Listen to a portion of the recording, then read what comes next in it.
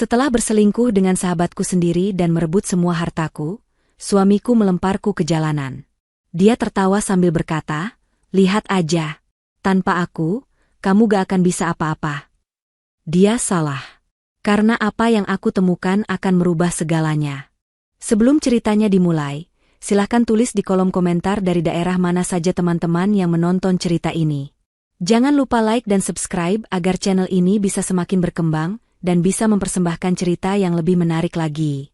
Palu hakim yang diketuk di ruang sidang itu terdengar seperti paku terakhir yang ditancapkan pada peti mati hidupku. Aku, Anggita, terduduk kaku di kursi kayu yang keras. Pandanganku kosong, menatap dinding krem di depanku. Hijab coklat muda yang kupakai terasa kencang, seolah ikut mencekik napasku yang tersisa. Di sebelah sana, di seberang ruangan, aku bisa melihatnya. Irfan, pria yang selama 8 tahun kupanggil suami, duduk dengan bahu tegap. Dan di sebelahnya, Salma, sahabatku. Wanita yang mengenalku lebih baik dari siapapun, kini duduk dengan tangan melingkar mesra di lengan Irfan. Aku tidak menangis. Air mataku sudah kering berhari-hari lalu, sejak aku memergoki mereka berdua di rumah kami sendiri. Rumah yang kubangun dengan keringat dan doa. Hari ini adalah sidang putusan. Sebuah formalitas yang hanya akan meresmikan kehancuranku. Pengacara Irfan, dengan setelan mahal dan senyum licin, telah membeberkan tumpukan dokumen. Dokumen yang mengatakan aku telah setuju menyerahkan seluruh aset, rumah, tabungan, bahkan perusahaan rintisan yang kami kelola, atas nama Irfan. Tentu saja, ada tanda tanganku di sana. Tanda tangan yang tidak pernah kuingat kububuhkan. Hakim membacakan putusan. Suaranya datar dan tanpa emosi. Menimbang bukti-bukti yang diajukan, pengadilan memutuskan bahwa seluruh harta Gonogini jatuh ke tangan saudara Irfan. Irfan menoleh ke arahku. Bukan tatapan penyesalan, tapi tatapan kemenangan yang sombong. Salma tersenyum kecil, senyum yang meremehkan, seolah berkata, "Kau kalah." Aku bangkit. Kakiku gemetar, tapi aku memaksanya melangkah. Aku harus keluar dari ruangan pengap ini sebelum aku benar-benar hancur berkeping-keping. Aku berjalan melewati mereka. Irfan bangkit, seolah ingin mengatakan sesuatu. Aku terus berjalan. Di luar gedung pengadilan, udara panas langsung menyengat wajahku. Aku baru saja akan melangkah pergi ketika suara Irfan menghentikanku. "Anggita." Aku berbalik. Dia berjalan mendekat, diikuti Salma yang bergelayut manja. Irfan membawa sebuah koper kecil yang kusam. Koper yang kubawa dari rumah orang tuaku saat pertama kali pindah bersamanya. Dia melemparkan koper itu ke kakiku. Pakaianku yang sedikit berhamburan keluar dari resletingnya yang rusak. "Itu sisa barang-barangmu. Jangan pernah muncul lagi di kehidupanku," katanya dingin. Salma tertawa kecil. "Kasihan sekali kamu, Thea. Sudah kubilang, Irfan terlalu baik untuk wanita sepertimu." Rasa sakit yang tadi mati rasa kini meledak di dadaku. "Kalian jahat, hanya itu yang bisa keluar dari mulutku." Suaraku serak. Irfan tertawa. Tawa yang dulu menghangatkan hatiku, kini terdengar seperti tawa iblis. "Jahat? Kami hanya mengambil apa yang seharusnya jadi milik kami. Perusahaan itu maju karena aku, bukan karena doa-doamu. Tapi aku kehilangan segalanya," bisikku, "pekerjaanku, rumahku." "Itu masalahmu," potong Irfan. Dia maju selangkah, menatapku rendah dari atas ke bawah. "Dengar, Anggita. Lihat dirimu. Cuma wanita kampung yang beruntung kunikahi. Sekarang, kamu bukan siapa-siapa." Dia membungkuk sedikit, suaranya menjadi desisan berbisa di telingaku. "Lihat aja. Tanpa aku, kamu itu sampah. Kamu gak akan bisa apa-apa. Kamu akan mati miskin di jalanan." Dia berbalik, menggandeng tangan Salma. Mereka berjalan menuju mobil mewah yang dulu sering mengantarku ke pengajian. Mobil yang kubeli dengan bonus dari proyek pertamaku. Aku berdiri mematung di trotoar yang ramai. Orang-orang berlalu lalang, tapi aku merasa sendirian di alam semesta. Hinaan Irfan terngiang-ngiang. "Kamu gak akan bisa apa-apa." Rasa percaya diriku, yang sudah rapuh sejak pengkhianatan itu, kini hancur lebur. Aku mengambil koperku. Menjejalkan kembali pakaianku yang kotor. Aku tidak punya tujuan. Aku tidak punya uang. Ponselku sudah disita Irfan dengan alasan aset perusahaan. Aku berjalan tanpa arah. Bayangan wajah orang tuaku yang sudah tiada melintas. Aku tidak punya siapa-siapa lagi.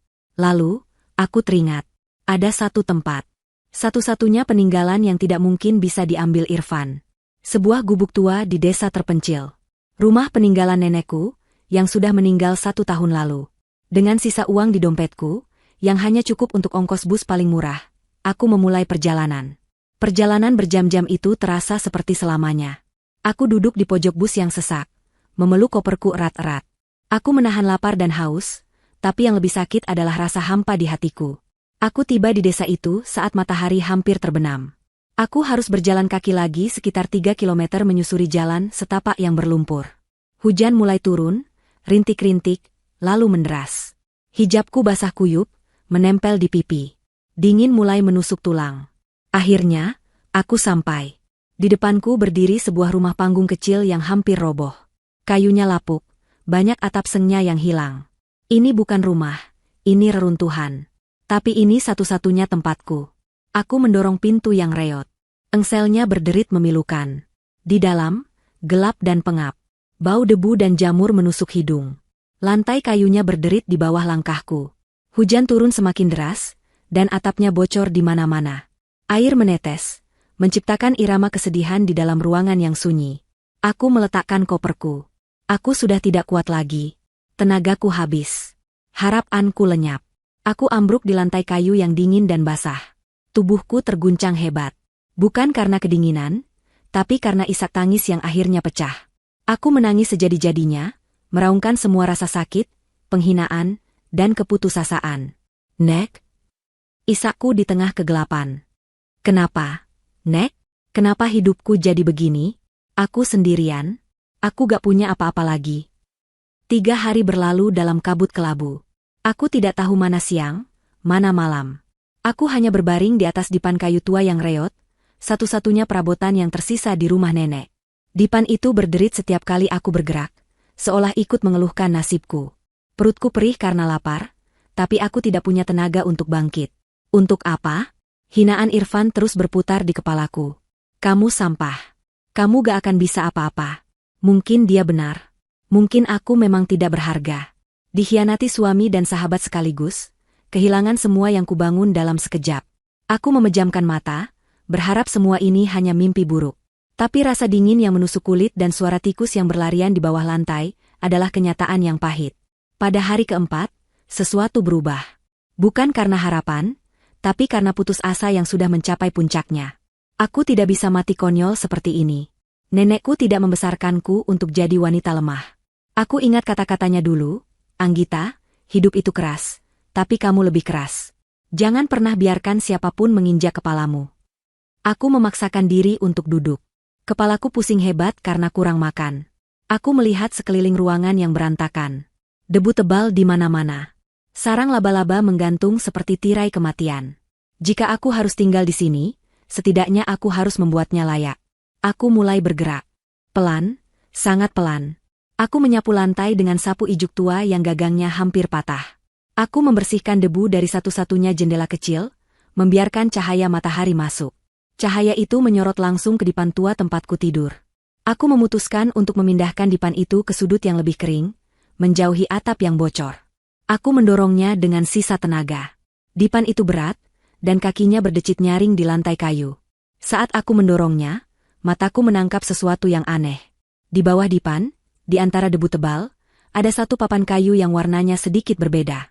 Terlihat lebih baru, seolah belum lama dipasang. Aku berjongkok, membersihkan debu di atasnya. Tidak ada pegangan, tapi ada celah kecil di salah satu sisinya. Jantungku berdebar sedikit. Penasaran, aku mencoba mencongkel papan itu dengan kuku. Sesah.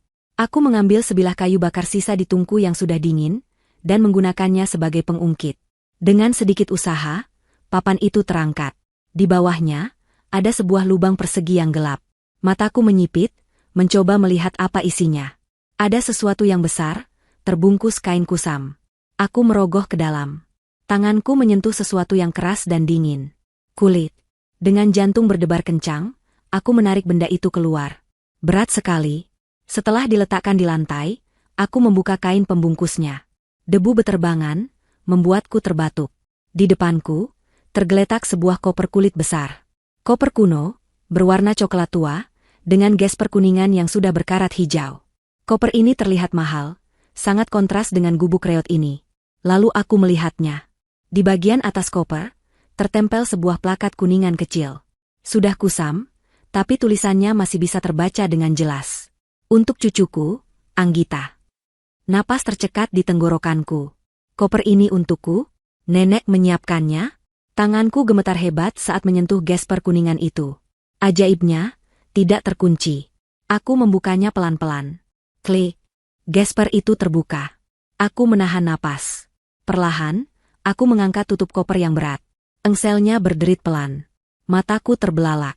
Aku syok. Aku sampai mundur beberapa langkah. Ini tidak mungkin. Di dalam koper itu, tersusun rapi, adalah tumpukan uang. Ratusan, mungkin ribuan lembar uang kertas berwarna merah dan biru. Uang tunai. Aku berjongkok lagi, tanganku gemetar. Aku menyentuh tumpukan uang itu. Benar-benar nyata. Di atas tumpukan uang, ada sebuah amplop coklat besar dan sebuah buku catatan bersampul kulit. Aku membuka amplop itu terlebih dahulu. Di dalamnya, ada selembar tiket. Tiket pesawat. Bukan tiket biasa, tapi tiket kelas bisnis sekali jalan. Tujuan, Jakarta. Dan tiket itu masih berlaku. Lalu, aku membuka buku catatan itu. Halaman pertamanya kosong, kecuali satu kalimat yang ditulis dengan tulisan tangan nenekku yang khas dan elegan. Tulisan yang sangat kurindukan. Anggita, sayang. Jika kamu membaca ini, berarti kamu sedang dalam kesulitan besar. Nenek tahu hidupmu tidak akan mudah. Aku beralih ke halaman berikutnya. Di sana, nenekku telah menempelkan beberapa lembar uang. Nenek tinggalkan sedikit uang di koper ini. Hitunglah. Ada 45 juta rupiah. Aku terperangah. 45 juta? Ini bukan sedikit. Ini uang yang sangat banyak, lebih dari cukup untuk memulai hidup baru. Tapi tulisan nenek belum selesai. Aku terus membaca. Gunakan uang itu dengan bijak. Tapi ingat, Anggita, ini hanya uang perjalanan. Harta sebenarnya menunggu di alamat ini. Di bawah tulisan itu, tertera sebuah alamat. Alamat di salah satu kawasan paling elit dan mahal di Jakarta. Dan di bagian paling bawah halaman, ada satu kalimat lagi.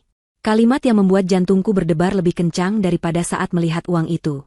Pergilah ke sana, temui takdirmu. Saat kamu tiba di sana, apa yang kamu lihat akan mengubah segalanya. Karena air mataku yang tadi sudah kering, kini mengalir lagi. Tapi ini bukan tangisan keputusasaan seperti di pengadilan. Ini tangisan haru, tangisan yang bercampur antara rasa sakit dan secercah harapan yang baru saja lahir. Aku memeluk buku catatan bersampul kulit itu di dadaku. Hangatnya seolah akan menjalar, menghangatkan jiwaku yang beku. Nenek. Bahkan setelah 1 tahun kepergiannya, beliau masih menjagaku. Aku duduk di lantai yang berdebu, di samping koper yang terbuka. Dengan tangan masih gemetar, aku mulai menghitung uang itu. Aku susun tumpukan uang merah dan biru itu di atas lantai kayu yang kusam.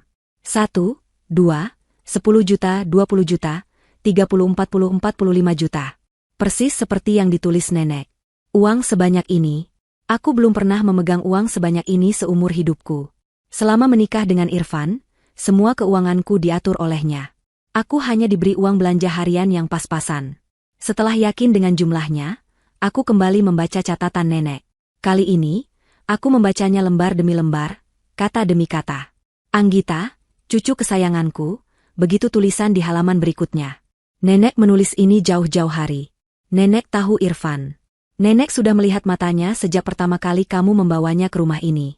Nenek melihat ambisi yang kejam di matanya. Nenek sudah peringatkan kamu, tapi cinta membuat telingamu tertutup. Dadaku terasa sesak. Nenek benar. Beliau pernah berkata, hati-hati, Thea. Pria itu lebih mencintai apa yang kamu miliki daripada dirimu sendiri. Waktu itu aku marah. Aku menuduh nenek iri karena aku bahagia. Ya Tuhan, betapa bodohnya aku. Aku melanjutkan membaca. Nenek tidak bisa melarangmu menikah. Tapi nenek bisa melindungimu. Nenek simpan warisan ini di sini. Bukan di bank, bukan di surat berharga. Nenek menyimpannya di tempat yang paling tidak mungkin Irfan cari. Tempat yang dia anggap remeh. Gubuk tua ini. Nenek tahu, suatu hari kamu akan membutuhkan ini. Nenek berharap hari itu tidak pernah datang. Tapi jika kamu membaca ini, berarti kamu sudah berada di titik terendahmu. Kamu sudah kehilangan segalanya. Jangan menangis terlalu lama, nak. Uang 45 juta itu adalah bekalmu untuk pergi. Tiket pesawat itu adalah jalan keluarmu. Jangan habiskan waktumu di desa ini. Irfan atau Salma mungkin akan menyusulmu ke sini, untuk memastikan kamu benar-benar hancur dan mengambil gubuk ini juga. Aku tersentak. Benar juga. Irfan tahu aku punya tempat ini. Cepat atau lambat dia akan datang. Alamat yang nenek berikan di Jakarta itu adalah kuncinya. Jangan takut. Itu bukan jebakan. Itu adalah takdirmu. Nenek sudah mempersiapkan ini seumur hidup nenek. Nenek bekerja keras bukan untuk diri nenek sendiri, tapi untukmu. Untuk masa depanmu. Nenek hanya punya satu permintaan. Saat kamu sampai di sana, jangan ragu. Ambil apa yang menjadi hakmu. Jangan biarkan siapapun meremehkanmu lagi. Kamu bukan wanita lemah, Anggita. Kamu adalah cucu nenek. Kamu adalah keturunan seorang pejuang. Sekarang pergilah. Jangan menoleh ke belakang. Hidupmu yang sebenarnya baru akan dimulai. Nenek akan selalu menjagamu dari atas sini. Di halaman terakhir, hanya ada satu kalimat pendek. Nenek sayang kamu. Aku menutup buku itu. Aku mencium sampulnya, seolah sedang mencium pipi nenekku. Rasa putus asa yang selama 3 hari ini membelengguku, lenyap seketika. Digantikan oleh gelora amarah yang baru.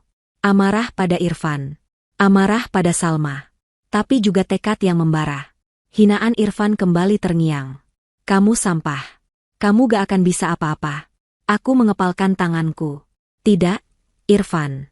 Aku bukan sampah. Dan aku akan membuktikan kamu salah. Aku bangkit.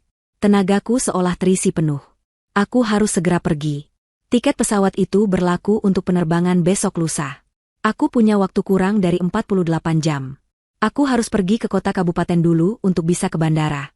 Pertama, aku harus membereskan diri. Aku mengambil beberapa lembar uang. Aku mengunci pintu gubuk dari dalam, meskipun kuncinya hanya slot kayu sederhana. Aku berjalan ke pancuran umum di belakang desa. Aku membeli sabun dan sampo di warung kecil di sudut jalan. Pemilik warung menatapku aneh. Mungkin karena penampilanku yang kacau. Setelah membersihkan diri, aku merasa jauh lebih baik. Aku mengenakan pakaian terbaikku yang tersisa di koper. Gamis katun sederhana berwarna biru pastel, dan hijab senada yang sedikit kusam. Ini harus cukup. Aku kembali ke gubuk. Aku memasukkan kembali sisa uang tunai ke dalam koper besar itu. Aku juga memasukkan buku catatan nenek. Koper itu sangat berat. Tidak mungkin aku membawanya kemana-mana tanpa menarik perhatian. Aku berpikir sejenak. Aku mengambil tas ransel kecil yang juga ada di dalam koper Irfan yang dilemparkannya. Aku mengambil sekitar 5 juta rupiah, aku masukkan ke dalam ransel. Sisanya, 40 juta, aku masukkan kembali ke koper. Lalu, aku kembali ke kolong dipan. Aku meletakkan koper itu di tempatnya semula, dan menutupnya lagi dengan papan kayu. Aku menggeser dipan itu kembali ke posisinya. Aman. Tidak akan ada yang tahu. Gubuk ini akan menjadi rahasiaku. Dengan ransel di punggung, tiket pesawat, dan secari kertas berisi alamat di Jakarta di sakuku. Aku siap. Aku tidak membawa apa-apa lagi dari gubuk itu. Hanya kenangan nenek dan sebuah misi. Aku melangkah keluar dari gubuk. Udara pagi terasa segar. Aku tidak menoleh ke belakang. Aku berjalan cepat menyusuri jalan setapak. Aku harus mengejar bus pertama yang menuju kota kabupaten. Di terminal bus kecil di desa, aku duduk menunggu. Hatiku berdebar kencang. Campur aduk antara takut, gugup, dan sebuah semangat yang aneh. Aku akan pergi ke Jakarta. Kota besar yang tidak pernah kukunjungi seumur hidupku. Menuju alamat misterius peninggalan nenek. Bus akhirnya datang. Aku naik, mencari tempat duduk di dekat jendela. Saat bus mulai berjalan meninggalkan desa, aku melihat keluar jendela. Aku tidak melihat gubuk nenekku, tapi aku tahu aku telah meninggalkan masa laluku di sana. Masa lalu yang penuh sakit dan penghinaan. Jakarta, aku datang, bisikku dalam hati. Dan Irfan, Salma tunggu pembalasanku. Jakarta menyambutku dengan raungan klakson dan udara panas yang pekat. Setelah perjalanan pesawat yang menegangkan, ini pertama kalinya aku naik pesawat, aku merasa kecil dan tersesat. Bandara begitu besar dan ramai. Orang-orang berjalan terburu-buru, menyeret koper mahal, berbicara di ponsel dengan bahasa yang terdengar asing di telingaku, padahal masih bahasa Indonesia. Aku memeluk ranselku erat-erat. Aku mengenakan gamis dan hijab sederhana yang kubeli di pasar kota kabupaten sebelum berangkat. Aku merasa semua mata memandangku, menilaiku. Aku teringat lagi ucapan Irfan. Wanita kampung. Aku menggelengkan kepala, mengusir suara itu. Aku harus fokus. Aku mengeluarkan secari kertas dari sakuku. Alamat yang ditulis nenek. Aku tidak tahu ini di mana. Aku berjalan ke antrean taksi resmi di luar bandara. Mau ke alamat ini, Pak, kataku pada sopir taksi, menunjukkan kertas itu. Sopir itu, seorang bapak parubaya, mengambil kertas itu dan menyipitkan matanya. Lalu dia menatapku dari kaca spion. Kawasan SCBD. Mbak, ini gedung kantor elit. Aku mengangguk gugup. Iya, Pak, tolong antarkan saya. Perjalanan ke alamat itu memakan waktu hampir 1 jam. Mataku terpaku pada pemandangan di luar jendela. Gedung-gedung pencakar langit menjulang seperti raksasa baja dan kaca. Aku belum pernah melihat bangunan setinggi itu. Mobil-mobil mewah berlalu lalang. Dunia ini sangat berbeda dari desaku. Sangat berbeda dari kota kecil tempatku tinggal bersama Irfan. Uang 5 juta di tasku yang tadi terasa banyak, kini terasa seperti debu di tengah kemewahan ini. Taksi akhirnya berhenti di depan sebuah gedung yang membuatku menahan napas. Gedung itu adalah menara berkilauan yang puncaknya seolah menusuk langit. Dindingnya terbuat dari kaca biru gelap. Puluhan orang bersetelan rapi keluar masuk dari lobi utamanya yang megah. Nama gedungnya terukir besar-besar di plakat marmer, Menara Sentosa. Sudah sampai, Mbak, kata sopir taksi. Aku membayar ongkos taksi dan turun. Aku berdiri kaku di trotoar, mendongak menatap puncak gedung. Jantungku berdebar kencang sekali. Apa yang nenek lakukan di tempat seperti ini? Apakah ini sebuah kesalahan? Mungkin nenek dulu bekerja sebagai petugas kebersihan di sini? Tapi catatan itu, harta yang sebenarnya. Aku menarik napas panjang. Aku sudah sampai sejauh ini. Aku tidak boleh mundur. Aku merapikan hijabku dan melangkah masuk ke lobi. Bagian dalamnya lebih mengejutkan. Lantainya terbuat dari marmer hitam yang mengkilap seperti cermin. Ada air mancur besar di tengah ruangan. Udara di dalam dingin dan berbau wangi yang mahal. Petugas keamanan berjas hitam berdiri tegap di setiap sudut. Dan di meja resepsionis yang panjang, duduk 2 wanita cantik dengan seragam yang rapi. Aku merasa semua mata tertuju padaku. Wanita bergamis sederhana dengan ransel kusam di punggung. Aku pasti terlihat seperti orang tersesat. Aku mengumpulkan sisa keberanianku. Aku berjalan ke meja resepsionis. Kedua wanita itu menatapku. Satu tersenyum tipis, satu lagi menatapku dari atas ke bawah dengan tatapan menilai. Selamat siang, ada yang bisa saya bantu? Tanya yang tersenyum ramah. Selamat siang, Mbak. Saya Anggita. Saya disuruh datang ke alamat ini, kataku gugup, menyodorkan kertas dari nenek. Wanita yang ramah itu mengambil kertas itu. Saat dia membacanya, senyumnya sedikit memudar, digantikan oleh ekspresi bingung. Maaf, ini alamat gedung kami. Tapi apakah ibu ada janji dengan perusahaan tertentu? Di sini ada banyak kantor. Saya tidak tahu. Di catatan saya hanya tertulis alamat ini, jelasku, merasa bodoh. Wanita yang satu lagi, yang sejak tadi diam, akhirnya bersuara. Mbak, kalau mau melamar jadi petugas kebersihan, lamarannya ditaruh di pos satpam di basement, katanya ketus. Wajahku memerah. Penghinaan itu terasa lagi. Saya tidak mau melamar, kataku, berusaha tegas. Saya disuruh datang ke sini oleh nenek saya. Ini catatannya. Aku memberanikan diri menunjukkan buku catatan nenek yang kubawa. Wanita ramah itu melihat buku catatan itu, lalu kembali menatapku. Maaf, Bu Anggita. Tapi nenek ibu, siapa namanya? Mungkin bekerja di salah satu perusahaan di sini? Nenek saya sudah meninggal, kataku pelan. Namanya? Sebelum aku sempat menyebut nama nenek, wanita yang ketus itu memotong. Sudahlah, Rina. Paling juga orang salah alamat. Bu, sebaiknya ibu pergi. Tunggu, kata sebuah suara berat di belakangku. Aku berbalik. Seorang pria tinggi tegap bersetelan abu-abu rapi berdiri di sana. Wajahnya ramah namun berwibawa. Kacamata berbingkai tipis bertengger di hidungnya. Dia tampak berusia akhir 40-an. Dia menatapku dengan tatapan lega. Anda Nona Anggita? Tanyanya lembut. Aku mengangguk kaget. Iya, Pak. Saya Anggita. Resepsionis yang ketus tadi langsung pucat. Pak Taufik maaf. Pak, ibu ini. Pria bernama Pak Taufik itu mengangkat tangannya, menghentikan ucapan si resepsionis. Dia tersenyum padaku. Senyum yang tulus. Syukurlah. Kami sudah menunggu Anda, Nona Anggita. Aku tertegun. Menunggu saya? Tapi, bagaimana Bapak tahu nama saya? Nenek Anda. Beliau yang mengatur semua ini, kata Pak Taufik. Saya Taufik. Saya pengacara pribadi nenek Anda. Mari, ikut saya. Ada yang harus Anda lihat. Aku masih bingung, tapi aku mengikutinya. Resepsionis tadi menatapku dengan mulut ternganga. Pak Taufik membawaku ke deretan lift pribadi di sudut lobi, yang dijaga oleh petugas keamanan. Dia menempelkan kartu akses, dan pintu lift terbuka. Kita mau kemana, Pak? Tanyaku saat kami sudah di dalam lift. Ke tempat yang seharusnya menjadi milik Anda, jawabnya singkat. Lift itu melesat naik dengan cepat dan senyap. Angka-angka di panel digital berubah cepat. 20, 30, 40 lift itu tidak berhenti, terus naik sampai ke lantai paling atas. Lantai 50. Pintu lift terbuka. Dan pemandangan di depanku membuat duniaku seolah berhenti berputar. Lift itu tidak terbuka ke koridor, tapi langsung ke sebuah ruangan yang sangat besar. Kantor. Tapi ini bukan kantor biasa. Ini adalah kantor direktur utama yang paling mewah yang pernah kubayangkan. Dindingnya hampir seluruhnya terbuat dari kaca, menyajikan pemandangan kota Jakarta 360 derajat. Perabotannya mewah tapi elegan.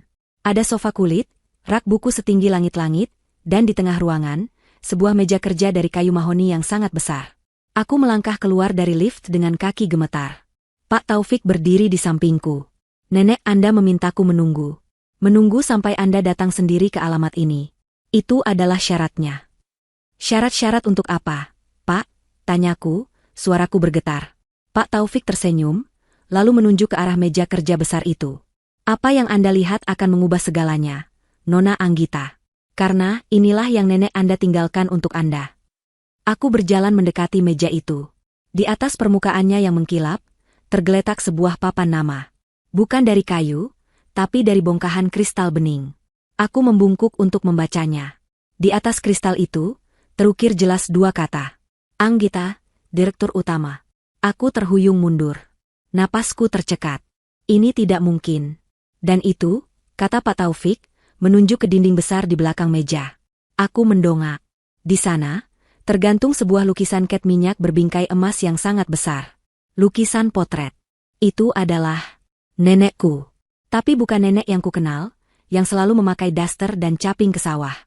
Ini adalah nenek dalam balutan blazer yang elegan, rambutnya disanggul rapi, duduk di kursi dengan tatapan mata yang tajam, penuh kuasa, dan di bibirnya tersungging senyuman bangga. Aku ambruk di sofa terdekat. Kepalaku pusing. Pak, ini apa? Pak Taufik berlutut di depanku, menatapku dengan serius. Nona Anggita, selamat datang. Nenek Anda adalah pendiri dan pemilik tunggal dari semua ini.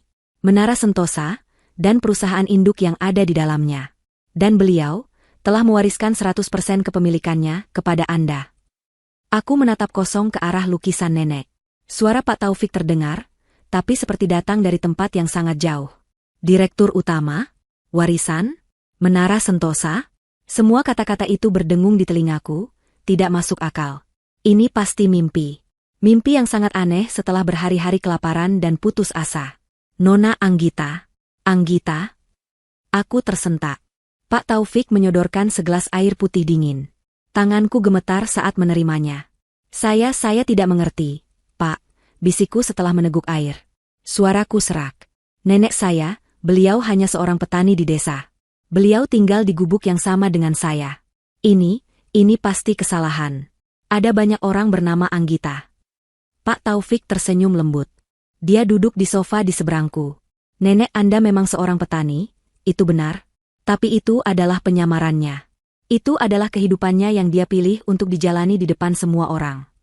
Dia lalu bercerita. Nenekku, yang kukenal sebagai wanita sederhana yang pandai membuat kue sagon, ternyata adalah seorang investor jenius. Puluhan tahun lalu, beliau bekerja sebagai staf keuangan di sebuah perusahaan kecil. Beliau mulai berinvestasi diam-diam, sedikit demi sedikit. Bakatnya luar biasa. Investasi kecilnya tumbuh menjadi besar. Beliau membeli properti, mendanai perusahaan rintisan, dan membangun kerajaan bisnis ini dari nol. Tapi kenapa rahasia? Tanyaku. Masih sulit percaya. Karena dua hal, jawab Pak Taufik. Pertama, beliau tidak suka kemewahan. Beliau menemukan kedamaian di gubuk itu, dekat dengan tanah. Kedua, dan ini yang paling penting untuk melindungi Anda. Aku menatapnya. Melindungi saya? Beliau tahu sifat asli Irfan, kata Pak Taufik. Wajahku langsung mengeras mendengar nama itu. Beliau tahu Irfan hanya mengincar harta. Jika Irfan tahu siapa Anda sebenarnya, dia tidak akan pernah melepaskan Anda. Dia akan menguras Anda sampai habis. Dadaku sesak. Nenek sudah tahu. Nenek Anda membuat surat wasiat yang sangat spesifik, lanjut Pak Taufik. Saya adalah pelaksananya. Warisan ini, seluruh perusahaan ini, hanya akan jatuh ke tangan Anda dengan 2 syarat. Pertama, Anda harus sudah tidak terikat pernikahan dengan Irfan. Kedua, Anda harus datang sendiri ke alamat ini, dengan usaha Anda sendiri, menggunakan petunjuk yang beliau tinggalkan di koper. Aku tertegun. Jadi, kehancuranku perceraian itu, adalah kuncinya? Jika Anda datang ke sini didampingi Irfan, Anda tidak akan mendapatkan apa-apa. Jika Anda masih berstatus istrinya, warisan ini akan otomatis disumbangkan ke panti amal. Jelas Pak Taufik. Nenek Anda sedang menguji Anda. Beliau harus tahu bahwa Anda datang ke sini sebagai anggita yang mandiri, bukan sebagai bayang-bayang Irfan. Aku menangis lagi. Nenek merencanakan ini semua. Beliau tahu aku akan hancur, dan beliau mempersiapkan jaring pengaman terbesar di dunia untuk menangkapku. Saya tidak bisa, Pak, kataku jujur. Aku melihat sekeliling ruangan mewah ini. Saya cuma lulusan D3. Saya tidak tahu apa-apa tentang mengurus perusahaan sebesar ini. Irfan benar, saya ini wanita kampung. Saya tidak akan bisa apa-apa. Pak Taufik menatapku tajam, tapi tidak marah. Irfan salah. Nenek Anda tidak mungkin salah. Beliau tidak akan mempertaruhkan hasil kerja keras seumur hidupnya pada wanita kampung yang tidak bisa apa-apa. Dia berdiri. Nona Anggita, darah nenek Anda mengalir di tubuh Anda. Anda hanya perlu belajar menggunakannya. Anda tidak sendirian. Saya di sini untuk membantu Anda. Tim nenek Anda di sini untuk membantu Anda. Dia menekan sebuah tombol di intercom. Rina, tolong ke sini. Pintu di seberang ruangan terbuka. Masuklah wanita resepsionis yang tadi ramah padaku. Wajahnya terlihat gugup sekaligus gembira. Rina, mulai hari ini, kamu adalah asisten pribadi Nona Anggita, kata Pak Taufik. Tugas pertamamu, bawa Nona Anggita ke penthouse di lantai 51. Pastikan semua kebutuhannya terpenuhi. Pakaian, makanan, ponsel baru, semuanya. Dan atur jadwal fitting dengan desainer sore ini. Baik, Pak, kata Rina sigap. Pak Taufik kembali menatapku. Anda tidak perlu memikirkan perusahaan dulu. Malam ini, istirahatlah. Makan yang benar. Anda terlihat terlalu kurus. Besok, kita mulai belajar. Aku hanya bisa mengangguk pasrah. Rina membawaku ke lift lain. Lift itu membawaku 1 lantai ke atas, ke sebuah apartemen yang lebih besar dari seluruh desaku. Ada kolam renang di dalamnya. Jendelanya dari lantai ke langit-langit. Ibu Anggita, selamat datang, kata Rina, tersenyum tulus. Babak baru hidupku dimulai. Bab ini berisi montase transformasi. Rina membawakanku koper-koper berisi pakaian. Bukan gamis sederhana, tapi setelan kerja yang elegan, blus sutra, dan puluhan hijab mewah dengan kain terbaik yang pernah kusentuh. Awalnya aku canggung. Aku merasa seperti memakai kostum.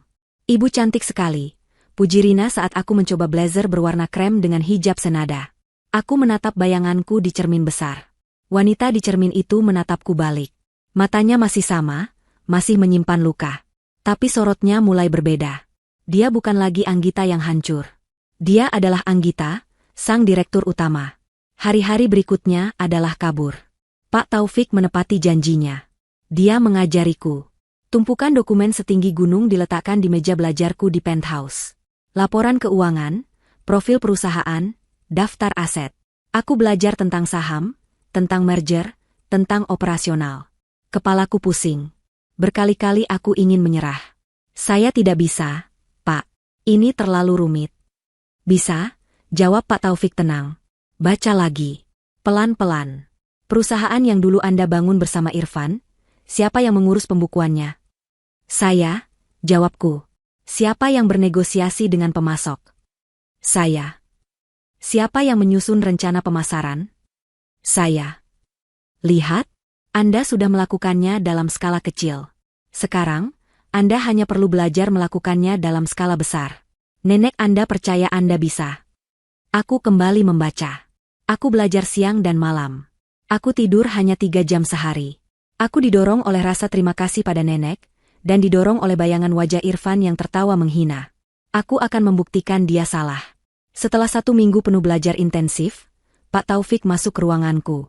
Waktunya tiba, Bu Anggita, katanya. Waktu untuk apa? Rapat Dewan Direksi pertama Anda.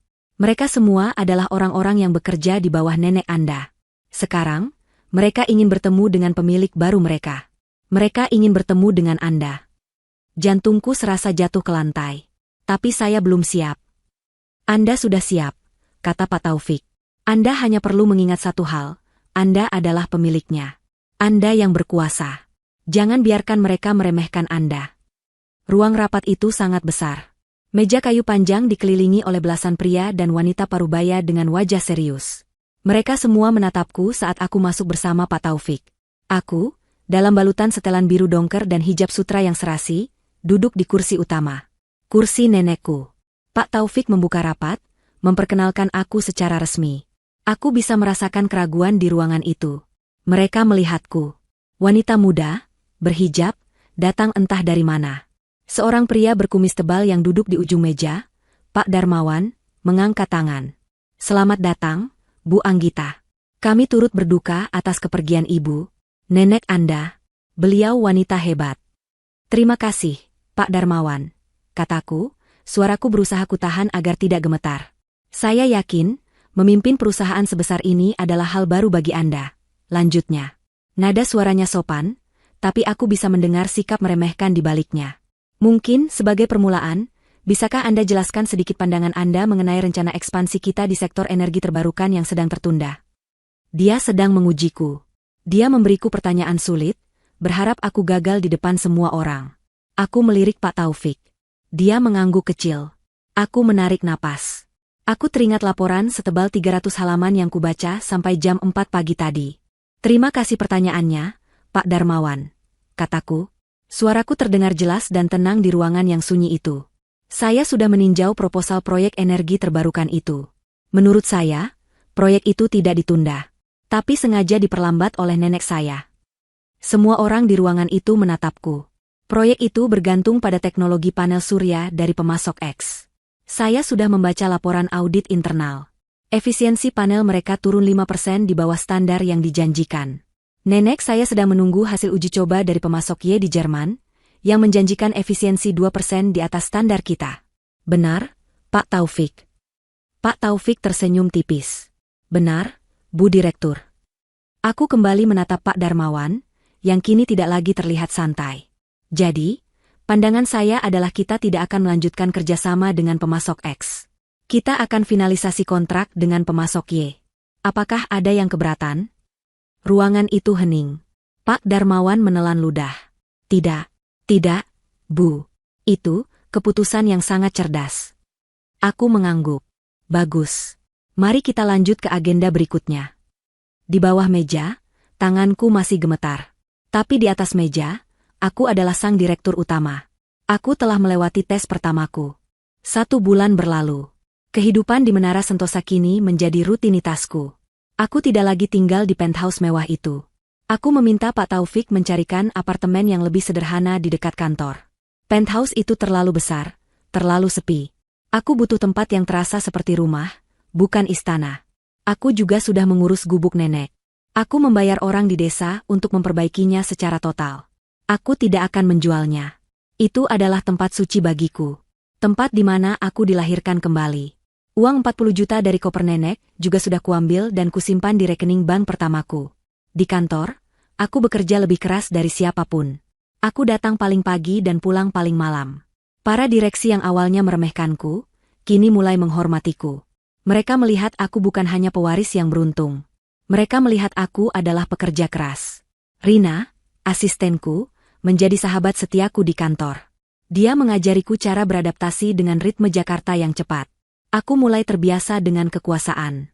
Tapi aku tidak pernah melupakan tujuanku. Aku ingin membuat nenek bangga. Dan aku ingin memastikan tidak ada wanita lain yang mengalami apa yang kualami. Aku mulai merancang sebuah program di bawah yayasan perusahaan, program untuk membantu wanita korban kekerasan dalam rumah tangga agar bisa mandiri secara finansial. Di tengah kesibukan itu, aku hampir melupakan Irfan dan Salma. Hampir. Sementara itu, di belahan lain Jakarta, di rumah yang dulu menjadi milikku, kehidupan tidak seindah itu. Irfan dan Salma sedang menikmati kekayaan baru mereka. Setidaknya, itu yang mereka pikirkan. Rumah itu kini berantakan. Piring kotor menumpuk di wastafel. Kotak-kotak makanan cepat saji berserakan di meja.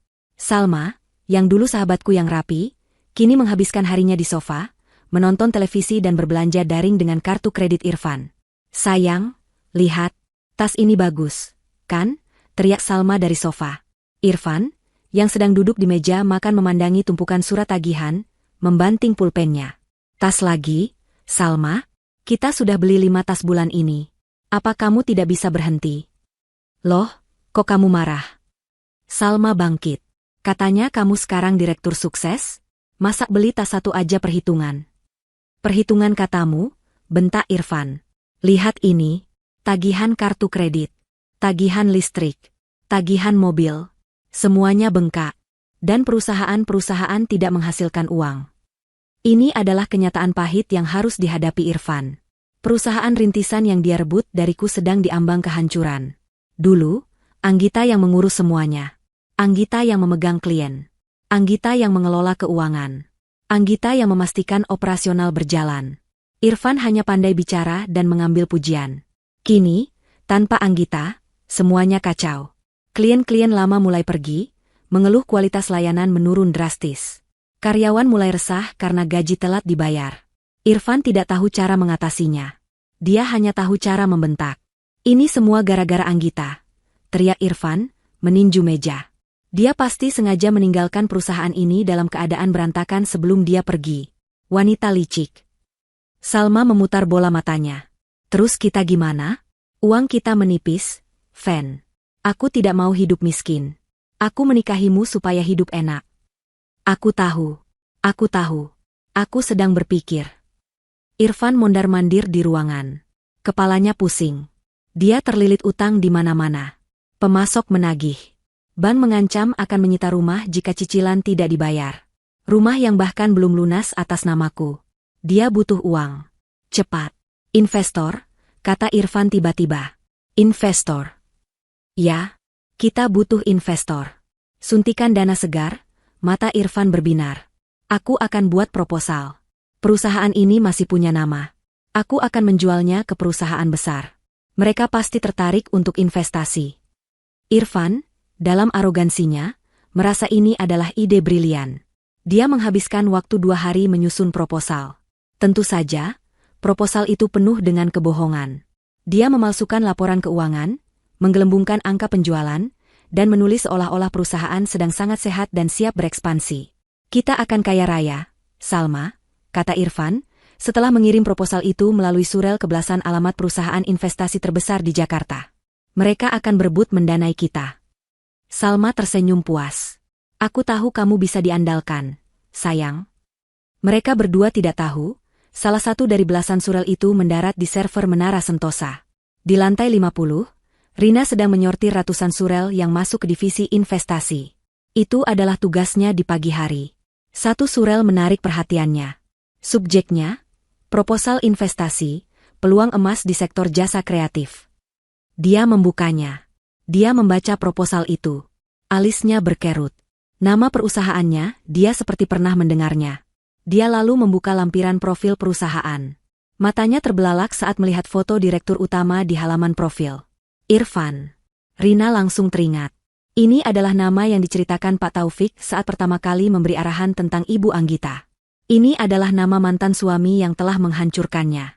Dengan tangan sedikit gemetar, Rina mencetak proposal itu.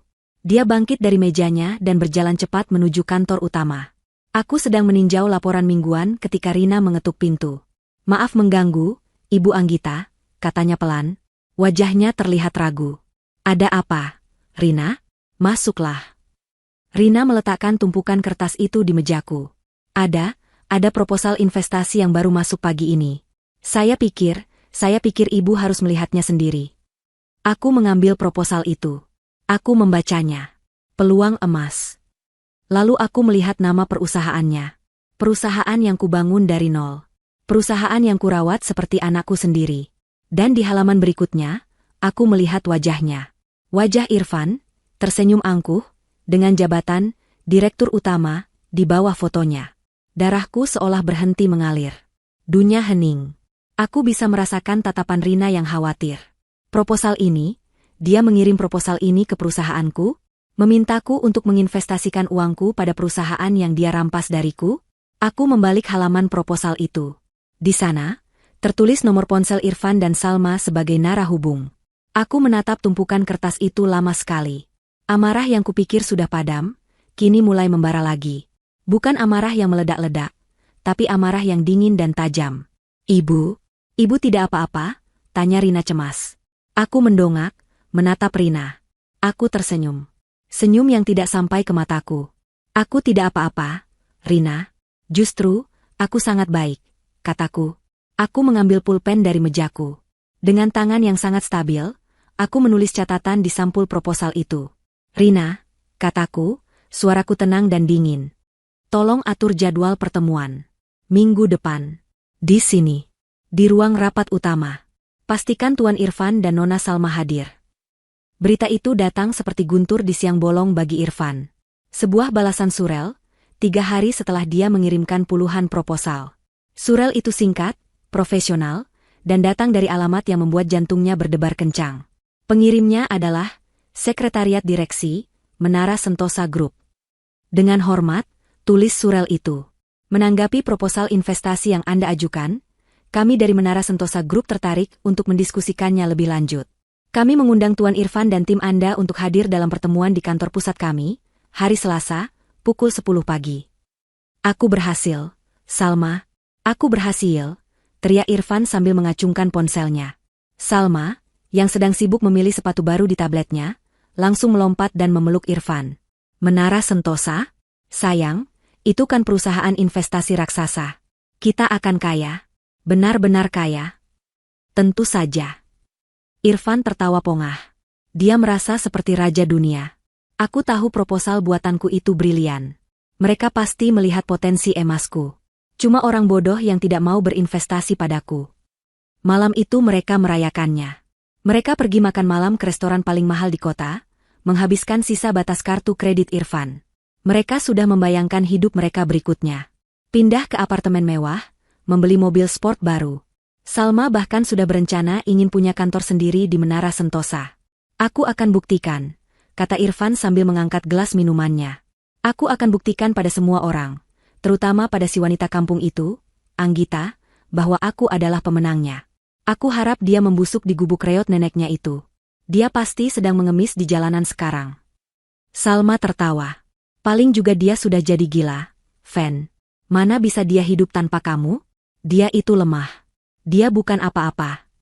Mereka berdua tertawa bersama, mabuk oleh kesombongan dan ilusi kesuksesan yang akan datang. Mereka tidak pernah, sedetik pun, berpikir untuk mencari tahu siapa pemilik Menara Sentosa Group. Bagi mereka, itu hanyalah sebuah nama besar, sebuah korporasi tanpa wajah yang akan segera mengisi kantong mereka. Di lantai 50 Menara Sentosa, suasananya jauh dari perayaan. Di ruang kerja Anggita, proposal Irfan yang penuh kebohongan itu tergeletak di atas meja. Di sampingnya, tumpukan dokumen baru yang tebal baru saja diletakkan oleh Pak Taufik. Bagaimana, Pak? Tanya Anggita. Suaranya tenang, dingin. Pak Taufik membetulkan letak kacamatanya. Wajahnya serius. Seperti yang Anda duga, Bu Anggita. Proposalnya 90% bohong. Laporan keuangan dipalsukan. Daftar klien dilebih-lebihkan. Perusahaan itu tidak sedang sehat. Perusahaan itu sedang sekarat. Bagus, desis Anggita. Tapi ada yang lebih buruk, lanjut Pak Taufik. Saya melakukan pemeriksaan mendalam atas perintah Anda. Irfan, dia tidak hanya mengambil alih perusahaan. Dia menggunakannya sebagai jaminan untuk utang pribadi. Anggita mengangkat alis. Maksud Bapak? Dia mengambil pinjaman besar dari 3 bank swasta yang berbeda, dengan jaminan aset perusahaan. Aset yang secara teknis masih atas nama Anda sebelum perceraian, jelas Pak Taufik. Dia memalsukan dokumen persetujuan Anda untuk pinjaman itu. Ini penipuan serius. Anggita memejamkan mata sejenak.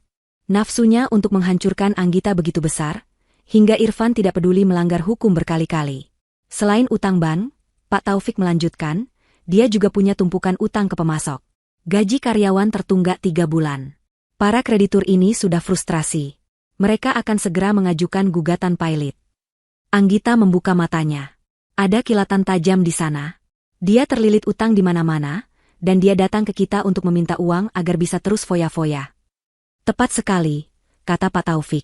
Dia mengira kita adalah investor bodoh yang akan memberinya dana segar. Dia tidak tahu, dia sedang masuk ke kandang singa. Anggita terdiam lama. Dia memandangi lukisan neneknya di dinding. Dulu, dia akan menangis. Dulu, dia akan merasa hancur. Tapi tidak lagi.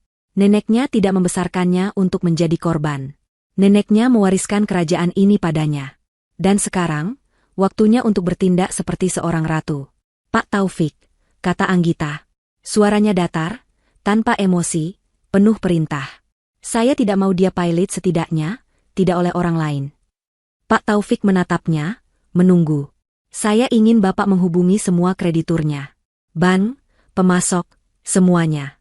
Gunakan perusahaan cangkang kita. Beli semua utang-utang perusahaan Irfan. Semuanya, sampai rupiah terakhir. Mata Pak Taufik berbinar. Dia akhirnya melihat sisi lain dari Anggita. Sisi yang sama persis seperti neneknya. Taktis, cerdas, dan tanpa ampun saat diperlukan. Itu bisa dilakukan, Bu. Tapi biayanya akan besar. Saya tidak peduli biayanya, potong Anggita. Anggap saja saya sedang membersihkan sampah. Saya mau, pada hari pertemuan itu, satu-satunya kreditur yang dimiliki perusahaan Irfan adalah saya. Saya mengerti, kata Pak Taufik, senyum tipis tersungging di bibirnya. Akan saya laksanakan, Bu Direktur. Selama seminggu penuh menjelang pertemuan, tim hukum Menara Sentosa bergerak dalam senyap. Seperti kapal selam, mereka bermanuver di bawah permukaan. Pak Taufik dan timnya bekerja siang malam. Mereka menghubungi bank-bank yang sudah putus asa akan pinjaman macet Irfan. Menara Sentosa menawarkan untuk membeli utang itu secara tunai, dengan sedikit diskon. Bank-bank itu, yang melihat ini sebagai kesempatan emas untuk membersihkan buku mereka, langsung setuju. Mereka menghubungi para pemasok yang sudah berbulan-bulan tidak dibayar. Mereka menawarkan pelunasan penuh. Para pemasok itu menangis bahagia, mereka langsung menjual surat utang Irfan. Dalam 5 hari kerja, semua utang, setiap lembar tagihan, setiap pinjaman atas nama perusahaan Irfan, kini telah beralih tangan. Pemiliknya, secara legal, adalah sebuah perusahaan investasi subsidiari yang tidak ada di Jakarta. Tidak ada yang tahu bahwa perusahaan itu dimiliki 100% oleh Menara Sentosa Group. Sementara itu, Irfan dan Salma sibuk mempersiapkan diri. Mereka menghabiskan sisa uang mereka untuk penampilan. Irfan membeli setelan jas paling mahal yang bisa dia beli dengan sisa limit kartu kreditnya. Salma menghabiskan 2 hari di salon, merawat rambut dan kukunya. Kita harus terlihat sukses, sayang, kata Salma sambil mematut diri di depan cermin. Kesan pertama adalah segalanya. Tentu saja, kata Irfan, membetulkan dasi sutranya. Mereka harus tahu bahwa mereka berurusan dengan pebisnis kelas kakap. Dia berlatih presentasinya berkali-kali.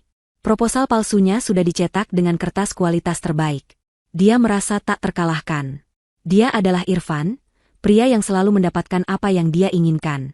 Pagi hari di hari Selasa, Irfan dan Salma, dalam pakaian terbaik mereka, melangkah keluar dari taksi daring. Mereka berdiri di depan lobi megah Menara Sentosa. Kaca biru gedung itu berkilauan di bawah sinar matahari pagi. Wow, desis Salma, matanya berbinar. Ini baru namanya kantor. Sebentar lagi, ini akan jadi taman bermain kita, kata Irfan sombong. Mereka berdua tidak tahu. Mereka tidak sadar bahwa setiap langkah yang mereka ambil, setiap hembusan napas yang mereka hirup di lobi yang sejuk itu, adalah milik wanita yang mereka buang. Mereka, dengan angkuhnya, berjalan lurus. Masuk ke dalam perangkap yang telah disiapkan dengan sangat teliti. Lobi Menara Sentosa begitu megah, hingga membuat Irfan dan Salma sejenak merasa ciut. Lantai marmer hitam mengkilap memantulkan bayangan mereka. Suasananya senyap, profesional, dan berbau kemewahan. Orang-orang berlalu lalang dengan langkah cepat dan setelan mahal. Tapi rasa ciut itu hanya bertahan sedetik. Dengan cepat, Irfan kembali memasang wajah sombongnya. Dia merasa pantas berada di sini. Mengesankan, kata Salma, merapatkan lengannya di lengan Irfan. Aku sudah bisa bayangkan ruanganku di pojok sana, dengan pemandangan kota. Irfan tersenyum miring. Tentu, sayang. Mereka berjalan ke meja resepsionis yang panjang. Kami ada janji bertemu dengan direksi. Atas nama Irfan, katanya dengan nada suara yang dibuat berwibawa. Resepsionis yang cantik itu tersenyum profesional. Baik, Tuan Irfan. Kami sudah menunggu Anda. Dia menekan tombol di intercom. Tamu Anda sudah tiba. Tak lama kemudian, seorang wanita muda berhijab rapi dengan seragam menara sentosa menghampiri mereka. Tuan Irfan dan Nona Salma, selamat pagi. Saya Rina, asisten di Menara Sentosa. Mari, saya antar Anda. Irfan dan Salma saling berpandangan. Hanya asisten yang menjemput? Irfan sedikit kecewa. Seharusnya sekelas direktur yang menjemput mereka. Tapi dia menepisnya. Mungkin ini cara kerja perusahaan besar. Rina membawa mereka ke deretan lift pribadi di sudut lobi. Dia menempelkan kartu aksesnya, dan pintu lift perak itu terbuka dengan desisan pelan. Silakan, kata Rina. Di dalam lift, suasananya senyap. Hanya ada suara musik instrumental yang lembut. Angka-angka digital di atas pintu berubah cepat. 10, 20, 30. Irfan dan Salma menahan napas. Gedung ini benar-benar tinggi. Kasihan sekali si Anggita. Ya, bisik Salma tiba-tiba, cukup pelan agar hanya Irfan yang mendengar. Saat kita sedang naik lift mewah ke puncak kesuksesan, dia mungkin sedang mencuci baju di sungai di kampung. Irfan tertawa kecil. Biarkan saja. Itu takdirnya. Orang lemah seperti dia memang pantasnya di bawah. Rina, yang berdiri di depan mereka, tidak menoleh. Tapi cengkeramannya pada tablet yang dipegangnya sedikit mengencang. Pintu lift berbunyi ting dan terbuka di lantai 50. Napas mereka tercekat. Ini bukan lantai kantor biasa. Ini adalah sebuah mahakarya. Lantai marmer yang sama, dinding kaca dari lantai ke langit-langit yang memperlihatkan pemandangan kota Jakarta yang menakjubkan. Perabotan seni yang mahal diletakkan di setiap sudut. Luar biasa, gumam Irfan. Ruang rapat ada di sebelah sini. Ibu direktur dan dewan direksi sudah menunggu Anda, kata Rina. Suaranya tetap datar. Ibu direktur? Dewan direksi? Irfan merasa semakin gugup sekaligus bersemangat. Ini berarti proposalnya ditanggapi serius. Rina membawa mereka menyusuri koridor yang terasa panjang. Dindingnya dilapisi kayu gelap yang elegan. Di ujung koridor, terdapat sebuah pintu kayu besar berukir, setinggi 3 meter. Pintu itu dijaga oleh 2 orang petugas keamanan berjas rapi. Ini lebih mirip pintu masuk ke istana raja daripada ruang rapat. Rina mengangguk pada petugas keamanan, dan salah satu dari mereka membuka pintu besar itu dari dalam. Pintu itu terbuka tanpa suara. Silakan masuk, Tuan Irfan, Nona Salma, kata Rina. Dengan senyum lebar yang sudah disiapkan, Irfan melangkah masuk. Salma bergelayut di lengannya, tak kalah percaya diri. Dan senyum mereka langsung mati. Ruangan itu sangat besar. Di satu sisi, dinding kaca raksasa membiarkan matahari pagi membanjiri ruangan. Di tengah, sebuah meja kayu mahoni yang sangat panjang dan hitam legam, tampak seperti bisa menampung 50 orang. Tapi bukan itu yang membuat mereka membeku. Di sekeliling meja itu, duduk belasan orang. Semuanya bersetelan gelap, wajah mereka serius. Pak Taufik duduk di salah satu sisi, tumpukan dokumen tebal tersusun rapi di depannya. Ada beberapa pria dan wanita lain yang terlihat seperti pengacara dan eksekutif keuangan. Mereka semua menatap Irfan dan Salma dengan tatapan dingin. Dan di ujung meja, di kursi utama yang paling besar, kursi yang membelakangi jendela sehingga cahaya matahari membingkai sosoknya seperti siluet, duduk seorang wanita. Dia duduk dengan punggung lurus. Aura kekuasaan menguar darinya, begitu kental hingga memenuhi ruangan. Irfan dan Salma berhenti melangkah, terpaku di dekat pintu. Perlahan, kursi itu berputar. Wanita itu menghadap mereka. Dia mengenakan setelan blazer berwarna krem gading yang sangat pas di tubuhnya. Hijab sutra berwarna senada melilit kepalanya dengan sempurna. Wajah itu adalah wajah yang menghantui mimpi buruk mereka, sekaligus wajah yang mereka anggap remeh. Wajah yang mereka pikir sedang menangis di gubuk reot. Wajah itu adalah wajah Anggita. Tapi ini bukan Anggita yang mereka kenal. Bukan Anggita yang lusuh, yang menangis, yang memohon. Ini adalah Anggita yang berbeda. Matanya tajam, menatap lurus ke arah mereka tanpa berkedip. Tidak ada rasa takut, tidak ada kesedihan. Yang ada hanya ketenangan yang menakutkan. Dia menatap mereka seolah mereka adalah serangga kecil yang mengganggu. Irfan ternganga. Keringat dingin mulai membasahi keningnya. Proposal yang dipegangnya terasa licin. Salma adalah yang pertama pulih dari keterkejutan. Tapi otaknya yang picik tidak bisa memproses kenyataan. Dia hanya bisa berasumsi. Dia tertawa. Tawa yang terdengar aneh dan melengking di ruangan yang sunyi itu. "Anggita?" serunya, suaranya gemetar tapi berusaha mencibir. Kamu kerja di sini? Jadi office girl?" "Hahaha. Bagus sekali. Cepat, buatkan kami minum. Kami mau bertemu direktur." Tidak ada yang tertawa. Para pengacara menatap Salma seolah dia adalah orang gila. Anggita tidak mengubah ekspresinya. Dia hanya menatap Salma. Tatapan itu begitu dingin hingga tawa Salma mati di tenggorokannya. "Rina," kata Anggita. Suaranya terdengar jelas, tenang, dan berwibawa di seluruh ruangan. Rina, yang sejak tadi berdiri di dekat pintu, melangkah maju dan menutup pintu kayu besar itu. Suara klik pelan dari kunci yang tertutup terdengar begitu final, begitu menakutkan. Seperti pintu penjara yang ditutup. Anggita melambaikan tangannya ke arah dua kursi kosong. Bukan kursi di dekatnya, tapi dua kursi trisolasi di ujung meja yang paling jauh, paling dekat dengan pintu. "Selamat datang, Tuan Irfan, Nona Salma," kata Anggita. Dia mencondongkan tubuhnya sedikit ke depan, menyatukan jari-jarinya di atas meja yang mengkilap. "Silakan duduk." Mata Irfan bergerak liar, dari Anggita, ke Pak Taufik, ke pengacara lain. Dia akhirnya mengerti. Ini bukan salah paham. Ini adalah sesuatu yang jauh lebih buruk. Anggita tersenyum tipis. Senyum yang tidak sampai ke matanya. "Saya pemilik perusahaan ini. Mari kita bicarakan proposal Anda." Irfan dan Salma berdiri kaku di ambang pintu. Mereka seperti dua patung lilin yang mulai meleleh di bawah tatapan dingin puluhan pasang mata. Wajah Irfan berubah dari merah padam karena kaget, menjadi pucat pasi. Keringat dingin mulai membasahi pelipis dan dahi. Setelan mahal yang dipakainya tiba-tiba terasa gerah dan mencekik. Salma, di sebelahnya, gemetar hebat. Tas tangan bermerek yang dibelinya dengan sisa uang Irfan, jatuh dari genggamannya. Gedebuk.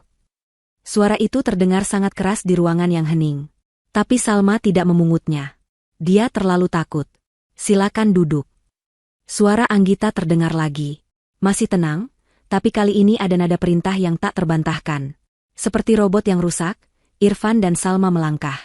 Mereka tidak berani menatap Anggita. Mereka berjalan dengan kepala tertunduk, melewati tatapan menghakimi para pengacara, dan duduk di dua kursi trisolasi di ujung meja. Rina, asisten Anggita, berjalan dengan anggun. Dia meletakkan dua gelas air putih di depan mereka, lalu kembali ke posisinya di dekat pintu, berdiri tegak seperti seorang penjaga. "Jadi," Anggita memulai, suaranya memenuhi ruangan.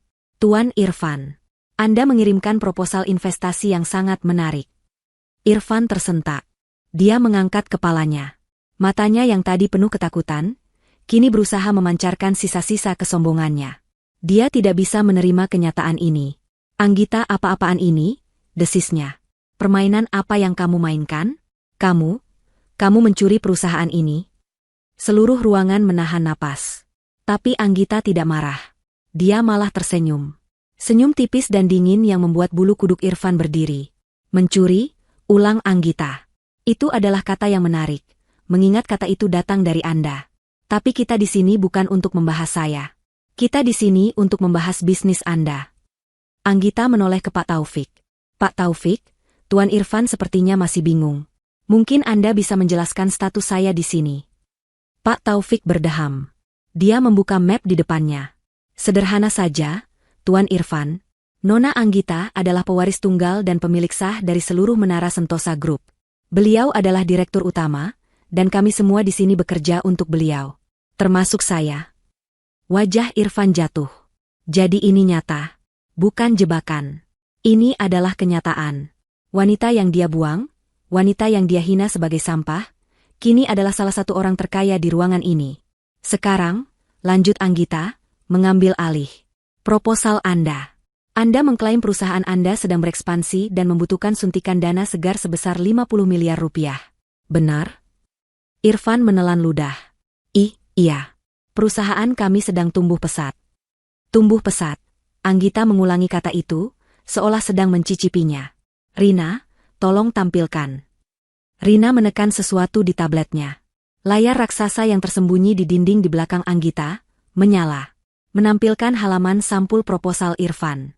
Anda menulis di sini, kata Anggita, suaranya bergema dibantu mikrofon tersembunyi, bahwa Anda memiliki 20 klien korporat aktif dan pendapatan bersih 3 miliar rupiah kuartal lalu. Benar, kata Irfan, berusaha terdengar yakin. Anggita mengangguk pelan. Laporan yang sangat bagus. Sangat kreatif. Sayangnya, laporan itu palsu. Apa maksudmu? Bentak Irfan, mencoba membela diri. Maksud saya, Anggita menekan tombol di depannya. Layar berubah. Kini menampilkan dokumen yang berbeda. Ini adalah laporan audit internal kami, yang kami lakukan selama seminggu terakhir. Wajah Irfan dan Salma semakin pucat. Menurut data kami, Anggita berdiri. Dia berjalan pelan mengitari meja, mendekat ke arah mereka. Setiap langkah kakinya terdengar seperti dentuman palu godam. Perusahaan Anda tidak punya 20 klien. Anda hanya punya 3 klien sisa. 17 klien lainnya sudah menghentikan kontrak sejak 3 bulan lalu. Tepat setelah saya pergi. Dia berhenti di belakang kursi Irfan. Irfan bisa merasakan kehadiran Anggita. Dia bisa mencium wangi parfum mahal yang lembut. Dia tidak berani bergerak. Dan pendapatan bersih Anda bukan 3 miliar. Lanjut Anggita, suaranya kini terdengar tepat di atas telinga Irfan. Pendapatan Anda minus. Anda rugi besar setiap bulan. Anda tidak membayar gaji karyawan Anda selama 3 bulan. Anda tidak membayar pemasok Anda selama 6 bulan. Anda bangkrut, Tuan Irfan. Itu bohong, teriak Irfan. Dia memutar kursinya, menatap Anggita dengan mata memerah. Kamu menjebakku. Saya hanya menunjukkan fakta, kata Anggita tenang. Dia kembali ke kursinya. Anda adalah seorang penipu. Anda datang ke sini, ke perusahaan saya, membawa laporan palsu, dan mencoba menipu saya untuk memberi Anda 50 miliar rupiah. Salma mulai menangis. Irfan, apa yang terjadi? Katamu kita akan kaya. Diam kamu, Salma, bentak Irfan, panik. Dia menatap Anggita lagi, kali ini dengan tatapan memohon. Ta. Anggita, dengar. Oke. Aku salah. Aku hilaf. Perusahaan memang sedang sulit. Tapi kita bisa bicarakan ini. Kan? Kita kan pernah. Pernah apa? Potong Anggita, matanya menyipit. Pernah jadi suami istri? Pernah jadi sahabat? Matanya beralih ke Salma yang menangis sesenggukan. Semua itu sudah Anda hancurkan. Tapi utang-utang itu urusanku dengan bank. Bukan urusanmu, kata Irfan, masih berusaha mencari celah. Anggita tersenyum lagi. Senyum kemenangan. Saya senang Anda menyinggung soal utang. Tadinya, memang itu urusan Anda dengan bank. Tapi sekarang tidak lagi. Dia memberi isyarat pada Pak Taufik. Pak Taufik berdiri. Tuan Irfan, per hari ini, pukul 9 pagi, Menara Sentosa Group, melalui salah satu anak perusahaannya, telah mengambil alih seluruh utang perusahaan Anda. Utang bank, utang pemasok, tunggakan gaji karyawan. Semuanya. Irfan ternganga. Apa maksudmu?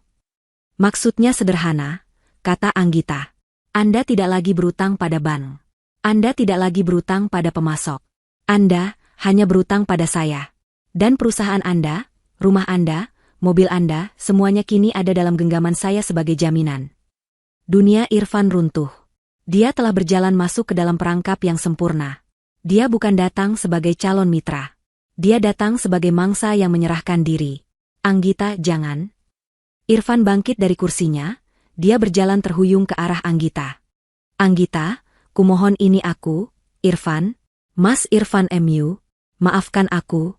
Aku akan ceraikan Salma. Aku akan kembali padamu. Kita bisa mulai lagi. Petugas keamanan di pintu langsung bergerak maju, tapi Anggita mengangkat tangannya. Menghentikan mereka. Dia ingin menikmati ini. Dia menatap Irfan yang kini berdiri memelas di depan mejanya. Mas Irfan, katanya, mengulang panggilan itu dengan nada jijik. Laki-laki yang kupanggil, Mas, itu sudah mati. Dia mati di hari dia membawa sahabatku ke tempat tidur kami.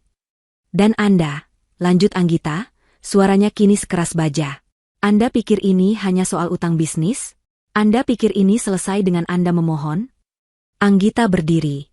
Anda salah besar. Kita bahkan belum sampai ke bagian terbaiknya. Pak Taufik, perintah Anggita. Pak Taufik membuka map terakhir. Map berwarna merah. Tuan Irfan, selain penipuan proposal, kami juga menemukan hal lain. Selama setahun terakhir, Anda mengambil 3 pinjaman komersial atas nama perusahaan. Totalnya mencapai 15 miliar rupiah. Uang yang Anda gunakan bersama Nona Salma untuk berfoya-foya. Itu uang perusahaan, bantah Irfan lemah. Betul. Tapi untuk mendapatkan pinjaman itu, kata Pak Taufik, Anda memalsukan dokumen persetujuan. Anda memalsukan tanda tangan Nona Anggita, yang saat itu masih menjadi salah satu pemilik saham. Pak Taufik mengeluarkan selembar kertas dan meletakkannya di meja. Ini adalah bukti dari laboratorium forensik. Tanda tangan ini palsu. Ini bukan hanya sengketa perdata, Tuan Irfan. Ini adalah tindak pidana. Irfan mundur selangkah. Kakinya menabrak kursi. Dia jatuh terduduk. Pemalsuan dokumen. Penipuan. Penggelapan. Anda menghancurkan hidup saya, kata Anggita pelan, tapi suaranya terdengar jelas. Anda mengambil pekerjaan saya. Anda mengambil rumah saya. Anda mengambil rasa percaya diri saya. Anda bilang saya sampah. Anda bilang saya tidak akan bisa apa-apa. Dia berjalan mendekati Irfan yang terduduk di lantai, lalu berjongkok di depannya. Menatap lurus ke matanya yang penuh teror. Sekarang, bisik Anggita. Lihat apa yang bisa Anda lakukan, tanpa kebebasan Anda. Anggita berdiri tegak. Dia menatap Rina di dekat pintu dan mengangguk. Rina membuka pintu kayu besar itu. Di ambang pintu, berdiri 2 orang pria berseragam polisi. Wajah mereka tegas dan profesional. Mereka melangkah masuk ke dalam ruangan. Irfan menatap polisi itu, lalu menatap Anggita. Wajahnya pucat seperti mayat. Salma, melihat polisi itu, menjerit histeris. Tuan Irfan dan Nona Salma, kata salah satu polisi. Kami dari kepolisian. Kami menerima laporan dari firma hukum Taufik dan rekan atas dugaan tindak pidana penipuan dan pemalsuan dokumen. Anda berdua, kami tahan untuk dimintai keterangan. Jeritan histeris Salma menggema di ruang rapat yang mewah itu. Tidak. Ini salah paham. Irfan, lakukan sesuatu. Irfan. Tapi Irfan tidak bisa melakukan apa-apa. Dia hanya terduduk lumpuh di lantai, menatap kosong ke arah borgol yang dibawa oleh petugas polisi. Kesombongannya telah menguap, digantikan oleh teror yang murni. Ini adalah akhir. Dia tahu itu. Para pengacara di ruangan itu diam, mengemasi berkas mereka. Pak Taufik memberikan map merah berisi bukti-bukti awal kepada komandan polisi. Semua sudah lengkap, Pak, kata Pak Taufik. Baik, terima kasih. Mari, Tuan, Nona. Silakan ikut kami ke kantor, kata polisi itu dengan tegas. Petugas itu memborgol tangan Irfan. Suara klik logam yang dingin itu adalah suara terakhir dari kebebasan Irfan. Petugas lain membantu Salma berdiri. Nona, Anda juga harus ikut. Aku tidak mau. Lepaskan aku. Anggita. Dasar pelacur. Kamu menjebak kami, teriak Salma, meronta-ronta. Anggita menatapnya tanpa ekspresi. Bawa mereka. Irfan dan Salma digiring keluar dari ruang rapat. Perjalanan mereka menuju lobi adalah parade kehancuran yang memalukan. Mereka melewati koridor lantai 50, digiring masuk ke lift pribadi. Di lobi, puluhan karyawan dan tamu yang berlalu lalang berhenti sejenak, berbisik-bisik. Resepsionis yang dulu menghina Anggita, kini menunduk dalam-dalam, pura-pura sibuk. Pasangan yang sebulan lalu tertawa merayakan kemenangan mereka, kini keluar dari Menara Sentosa dengan tangan terborgol, didorong masuk ke dalam mobil polisi yang menunggu. Di lantai 50, Anggita berdiri di depan jendela kaca raksasa, memandangi mobil polisi itu menjauh, menghilang di antara kemacetan Jakarta. Dia tidak merasa senang. Dia tidak merasa sedih. Dia hanya merasa lega. Beban di pundaknya telah terangkat. Berita itu meledak. Proses hukumnya berjalan cepat. Bukti yang dimiliki Anggita terlalu kuat. Laporan audit, kesaksian para pemasok, bukti forensik pemalsuan tanda tangan, dan proposal palsu yang Irfan berikan sendiri. Semuanya tak terbantahkan. Irfan dan Salma berusaha saling menyalahkan di pengadilan. Tapi hakim tidak terkesan. Putusan akhir jatuh 3 bulan kemudian. Irfan dinyatakan bersalah atas berlapis-lapis kejahatan, penipuan, penggelapan, dan pemalsuan dokumen. Dia dijatuhi hukuman 12 tahun penjara. Seluruh asetnya, termasuk perusahaan yang sudah bangkrut itu, disita oleh pengadilan untuk diserahkan kepada kreditur tunggal, perusahaan Anggita.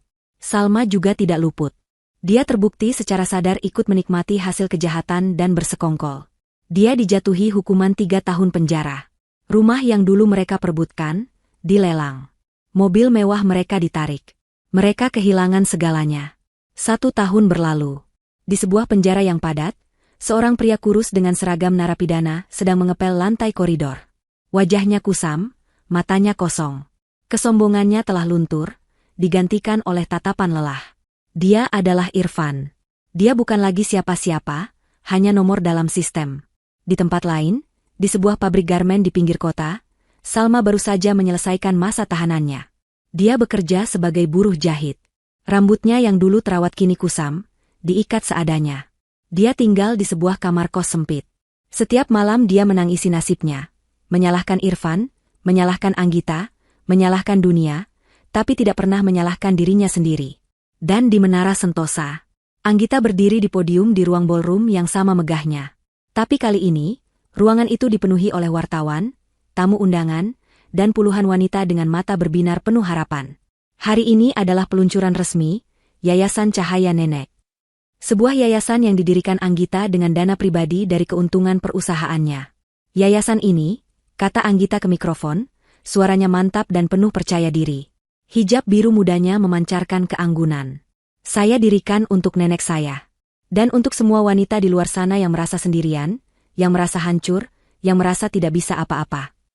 Dia menatap ke hadirin. Saya pernah ada di posisi itu. Saya tahu rasanya diremehkan. Saya tahu rasanya kehilangan segalanya. Yayasan ini akan memberikan bantuan hukum gratis, pelatihan keterampilan, dan modal usaha bagi para wanita korban KDRT dan penipuan finansial. Kami akan membantu mereka bangkit. Kami akan membantu mereka mengambil kembali takdir mereka. Tepuk tangan membahana di seluruh ruangan. Pak Taufik, yang kini menjadi kepala Dewan Pengawas Yayasan, tersenyum bangga dari barisan depan. Setelah acara selesai, Anggita tidak langsung kembali ke kantornya. Dia punya satu tempat yang harus dikunjungi. Dia pergi ke desa. Gubuk reot neneknya kini sudah berdiri kokoh. Bukan lagi gubuk, tapi sebuah rumah kayu yang cantik dan asri. Anggita telah merenovasinya total, tapi tetap mempertahankan bentuk aslinya. Tempat itu kini menjadi rumah singgah pribadi Anggita, tempatnya mencari ketenangan. Dia masuk ke dalam.